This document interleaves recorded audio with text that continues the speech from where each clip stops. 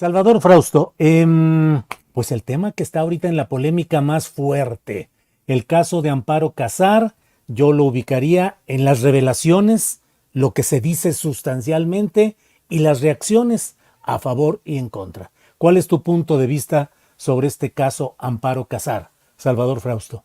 Bueno, sí, por una parte está el tema de revelación de datos personales de María Amparo Casar, que me parece un golpe innecesario el asunto de revelar temas que no me parece que sean eh, el lugar apropiado desde un funcionario público, desde una página de gobierno, etcétera. Sin embargo, es parte de la guerra política que estamos viviendo y efectivamente, pues Mexicanos contra la Corrupción, que es la organización que dirige María Amparo Casar, que fundó Claudio X González y que ella es la directora, me parece que ha servido de instrumento de golpeteo abiertamente contra el gobierno de López Obrador y lo ha hecho de manera abierta, muy clara, muy descarada, del mismo modo en el que medios como Latinos se han colocado como actores políticos y que es un asunto que hemos visto quizá de una manera mucho más fuerte y clara en este sexenio, es decir, este tipo de medios de comunicación como instrumentos claramente políticos, no como medios de comunicación que tienen cierta línea editorial o cierta tendencia editorial, sino como verdaderos francotiradores contra el proyecto político de López Obrador. En ese escenario se inscribe el asunto de María Amparo Casar y me parece que pues está exhibiendo la guerra que vivimos en estos días de dos posiciones muy claras, el obradorismo y el antiobradorismo, como el asunto central que se va a dirimir en las elecciones del 2 de junio. Es una elección que ese es su motivo, es decir, la misma oposición ya se dio cuenta con mucha claridad, me refiero al PAN, al PRI y al PRD, y por eso esta expresión de la marcha rosa del INE y de insistir en estos discursos que solo interesan a los sectores más conservadores. Eh, esas dos posiciones, esa es la tónica de la elección. ¿Quiénes están a favor de López Obrador y quiénes no? María Amparo Casar se colocó como jefa de un grupo de periodistas, muchos de ellos, como tú mismo has dicho, Julio, te escuchaba, me parece, el fin de semana, pueden tener algunos trabajos interesantes o algunos trabajos periodísticos serios, pero el componente político de instrumento de golpeteo, ahí está, y esa es la razón por la cual terminó desenmascarándose la jugada de Claudio X González a través de la contratación de periodistas importantes y que conocen muy bien la investigación periodística, pero bueno, se han ido minando poco a poco y exhibiendo que son parte de una jugada entre una elección que se va a elegir, que se va a definir a partir del obradorismo, no obradorismo, y simplemente pues el obradorismo es mayor al antiobradorismo y eso se va a reflejar en la boleta electoral el 2 de junio. Bien, gracias. Em, Marta Olivia, el bien mayor y el bien menor, develación de datos personales, discutible, probablemente ilegal, probablemente puede haber una sanción, y el bien mayor, que es el difundir y esclarecer y dar claridad a un asunto de la máxima importancia, como son las pensiones, las gestiones de las élites y en este caso la presunción de un acto de corrupción prolongado, ese acto a lo largo de muchos años. ¿Qué hacer frente a todo esto, Marta Olivia? Sí, grave la revelación de los datos personales. Y bueno, aquí es lo que tú decías, el bien mayor. creo que este tipo de corrupción no debe de escapar nadie. Y quiero recuperar parte de una de las frases más recurrentes que dice María Amparo Casar. Los escándalos de corrupción son un delito y deben de castigarse con la ley y no nada más remover a funcionarios. Este hecho es una muestra más de los niveles de corrupción que se manejaban, quiero pensar que ya no ocurren, en la ahora empresa Petróleos Mexicanos. Me parece reprobable, condenable y a todas luces un acto de corrupción el hecho de que extrabajadores de Pemex hayan facilitado el pago de pensiones y seguro de vida, en este caso bastante conocido, cuando la ahora presidenta de Mexicanos contra la Corrupción y la Impunidad era la coordinadora de asesores de la Secretaría de Gobernación, cuando estaba Santiago Krill. Si nos apegamos a lo que informó el director general de Pemex este lunes de que el esposo solicitó el pago, ella solicitó el pago de la pensión 8 días después, así como el pago del seguro, aun cuando no se había cerrado la investigación de la causa de muerte de Márquez, me parece a todas luces que es un acto de corrupción. ¿A cuánto ascienden esas cantidades hasta la fecha en que se cortaron? Es decir, febrero de este año, a 31 millones de pesos por pensión a razón de 125,000 pesos mensuales y un seguro a razón de 17,600,000 pesos que recibió Casar. Esta cantidad es solo un indicativo del grado de aparente corrupción en el que incurrieron tanto los extrabajadores de Pemex que le dieron luz verde y a quien deben de investigar, como a la propia Casar.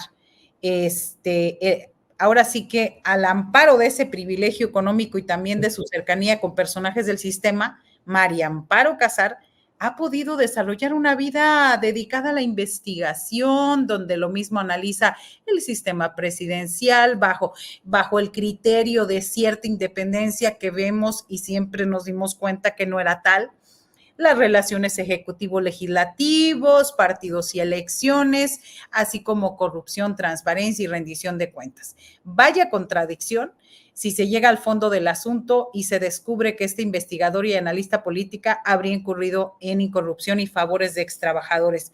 Al final de cuentas, sigo creyendo que para tener la lengua muy larga, hay que tener la cola muy corta. No se vale que a unos sí y a otros no.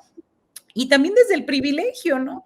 Si yo tuviera 125,000 pesos mensuales nada más por pensión, pues yo podría hablar y decir todo eso, ¿no? Y hablar con qué cara. Creo que para cerrar, creo que en esto sí hay sanción por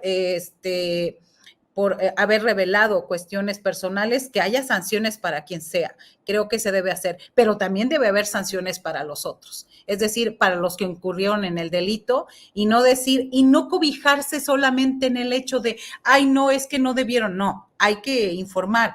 Hoy veía con esta carta de nexos donde en apoyo a María Amparo Casar, y es muy obvio, todos los personajes que salen ahí, en esta carta en solidaridad con María Amparo Casar, son todo el antibradorismo, esta élite intelectual que ha estado en contra de la izquierda y que yo calculo, ahorita vi los nombres, un 80% fueron favorecidos por los gobiernos del PRI y del PAN durante toda esta historia de México actual.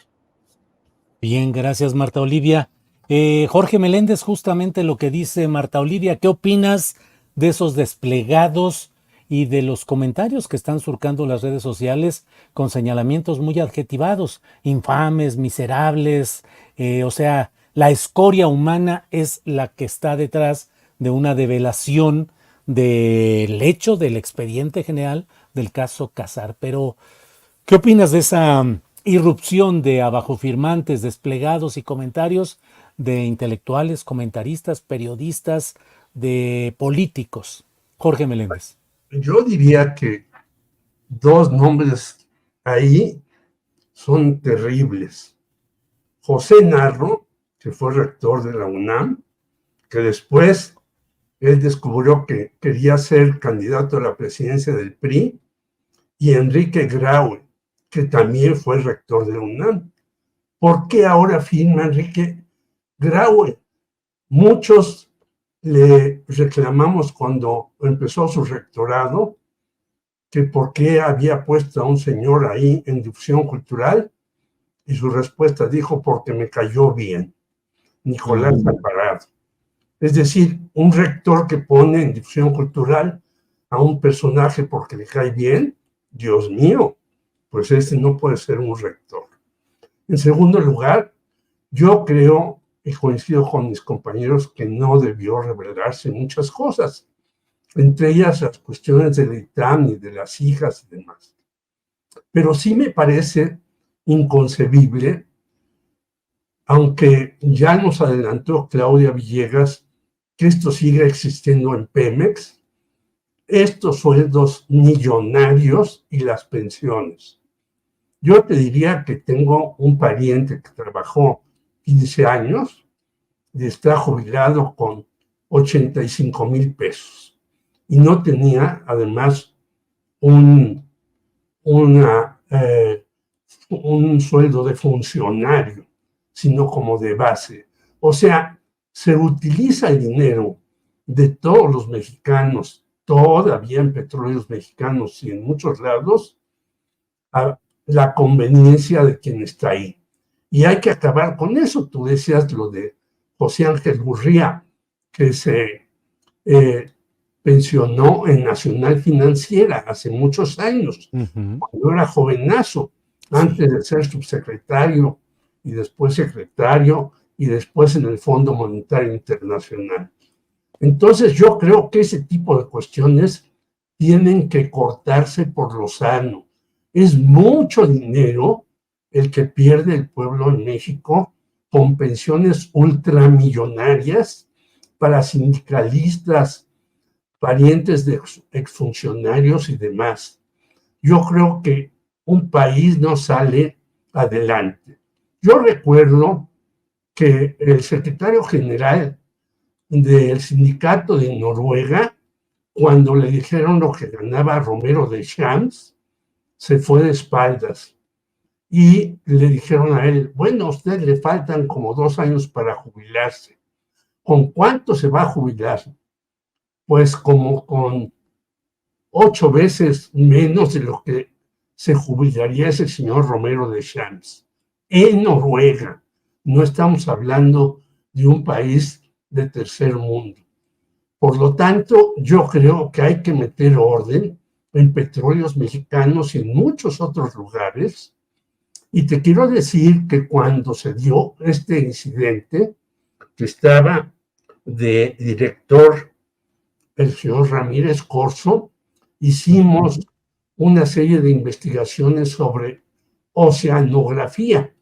Yo estaba entonces en contralínea con Ana Lilia Pérez y con Miguel Vadillo, y fuimos requeridos porque nuestras investigaciones decían que eran incorrectas y estábamos casi difamando a los hermanos Briviesca Sahagún.